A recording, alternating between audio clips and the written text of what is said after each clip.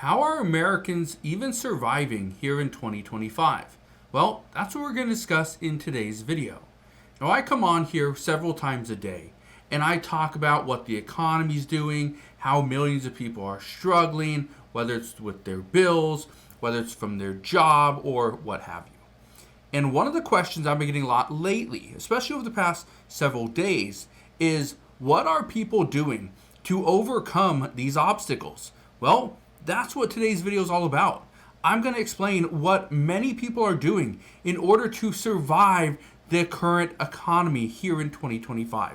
So if you're struggling to put food on the table, pay your rent, pay some of your bills, this is the video for you because I'm going to go over exactly what people are doing and what I have done in the past as well. So make sure you stick around and watch this entire video, and also feel free to share this with your friends, family, and colleagues over on Facebook so they too know exactly what is going on. But before I get into this update, I do ask one thing. It takes 2 seconds. Go ahead, hit that like button if you enjoy these daily updates. And now let's begin.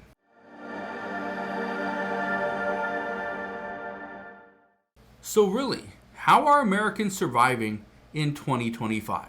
What are they doing differently that other people just don't know? Well, that's what we're going to discuss today.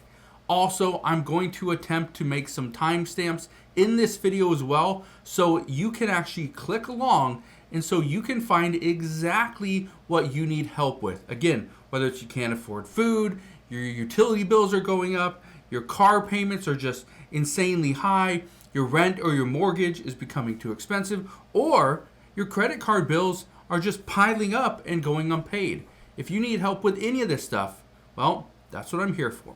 So let's get to the first one. People that cannot afford food, what are they doing? Because again, food prices have been going up. Under the Trump administration, it wasn't what was promised yet. Because of tariffs and all these other costs, we are seeing prices for food go up. Here's what people are doing. Number one, applying for food stamps. I know a lot of people say, I'm not going to apply for food stamps. That's for really low income households. Yes and no.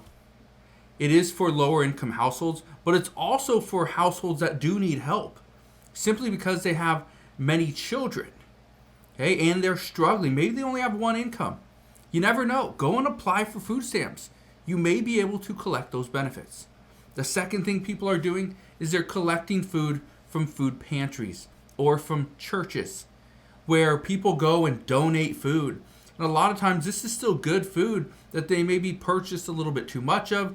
That's what I normally do when my wife is clearing out our pantry of items that we just don't need, or we bought something for a party, didn't use it. We collect it all, we take it to a local church and we donate the food.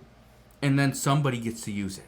Right? So go and get some food at a food pantry or at a local church. Here's the next thing. Now, I've talked about this several times. Go to a grocery store and buy or have some of these products donated to you. The products that are closest to their expiration date, in many cases, you can go there and they are just dirt cheap. They're 50% off, 75% off. I've even ran into some that are 90% off. So they are trying to sell out of all their grocery products before it expires and they have to throw it away. So that's some good news there. The next thing, and this is something I haven't talked about in several years, is you can actually email some of these grocery companies and ask them for samples. I have friends that do this all the time with cereal companies, where they will email a cereal company and there's so many different ones out there, I'm not even gonna name them, but anyway, they go and email all these companies and just ask for samples. And a lot of times they'll get an actual box of cereal sent to their house. How easy is that? Just by sending an email. Takes you a few minutes, send an email. That's it. You can even use ChatGPT to find a bunch of email addresses to these companies, and then you just go in and you send them an email. How simple is that? And guess what? You get free food. Now let's get to the next one. Utility bills. What if your utility bills are going up? What can you do? Well, there's actually a few things that you can do. The first thing that I usually recommend if you are struggling because your utility bills are going up, the first thing I recommend is you're using too much electricity, too much water, right? There's something. Gas, there's something that you're doing that is causing you to use more of that utility. And so the first thing is to reduce it. If that means you take quicker showers or you take less frequent showers, I guess you can do that as well. Maybe you're spending too much time on electronics. You got your lights on all the time. Well, one of my friends, him and his family are now spending 50% of their free time outdoors with no electricity. And now that summer's coming, it's around the corner, spring's here, well, we can now spend more time outside and we don't have to worry about freezing to death. That's great. Here's the second thing. Ask your utility company for a discount.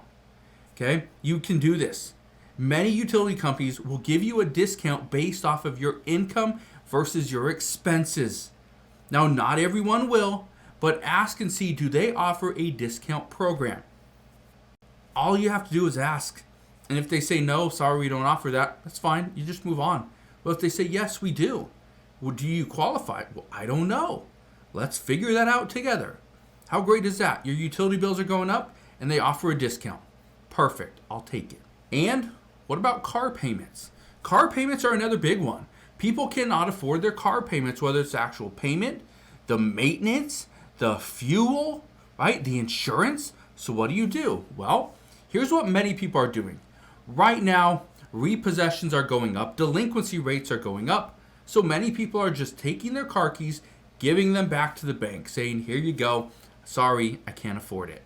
And then the bank will deal with the vehicle.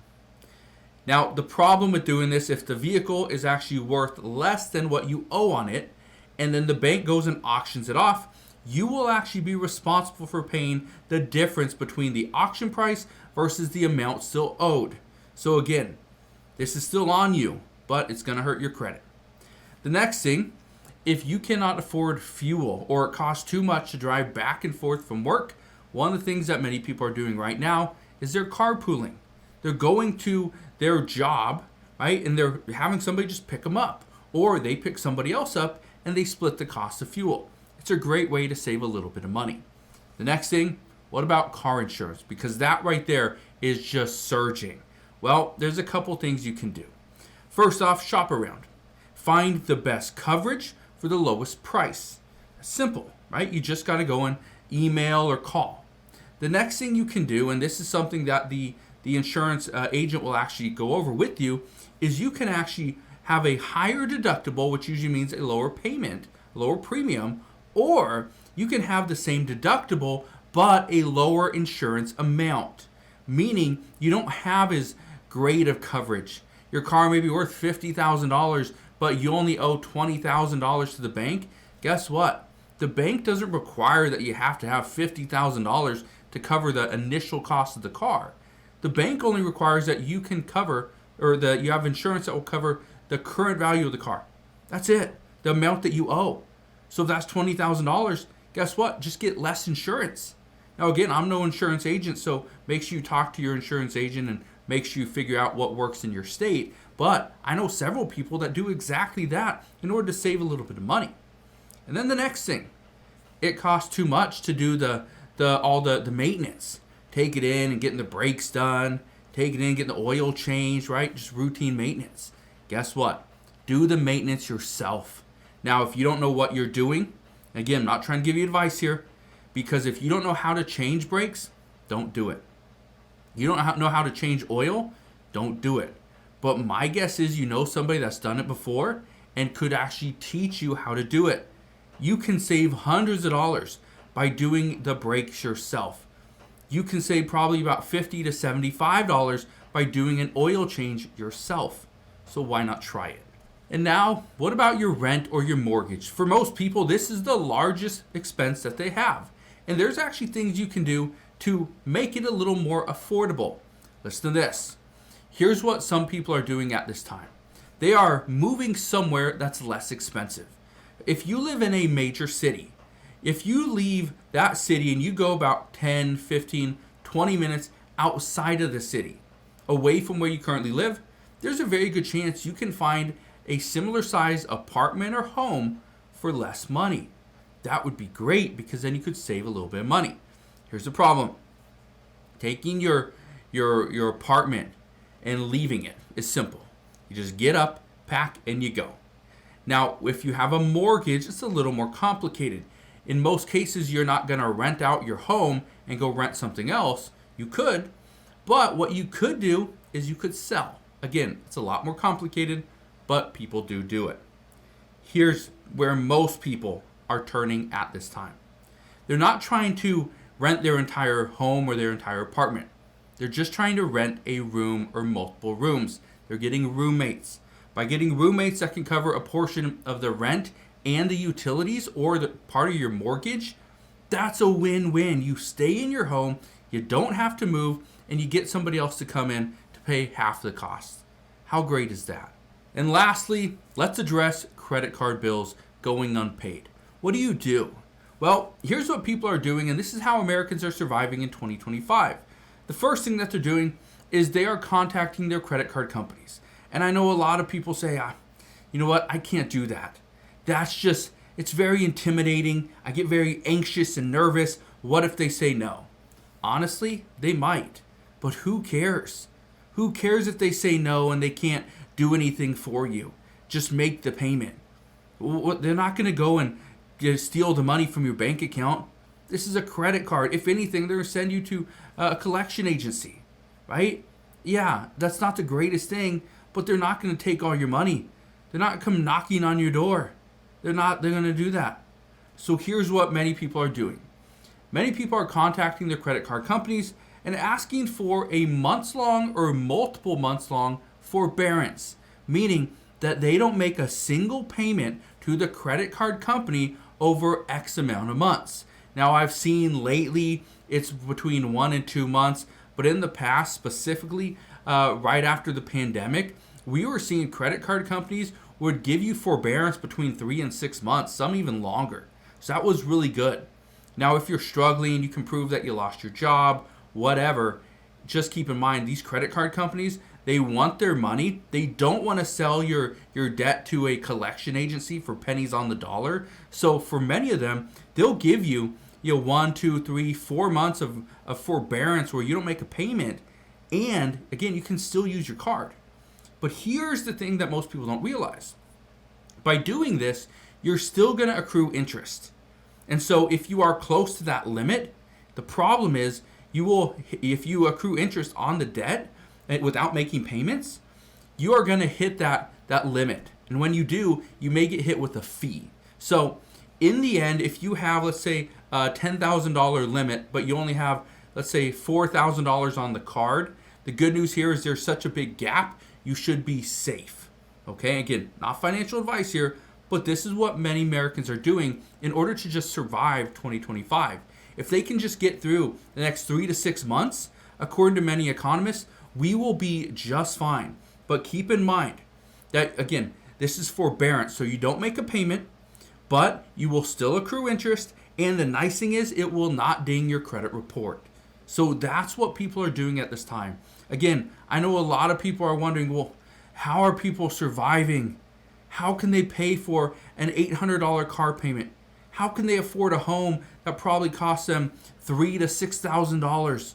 How can they afford car insurance when it went from $150 a month to $250 a month instantly? Well, there's tricks of the trade that people are doing, and hopefully in today's video, I explained exactly what that is. But again, if you have any questions whatsoever as to how Americans are surviving in 2025, please ask your questions down in the comment section below. But again, thank you guys for watching. Consider subscribing, and I'll see you guys on the next one.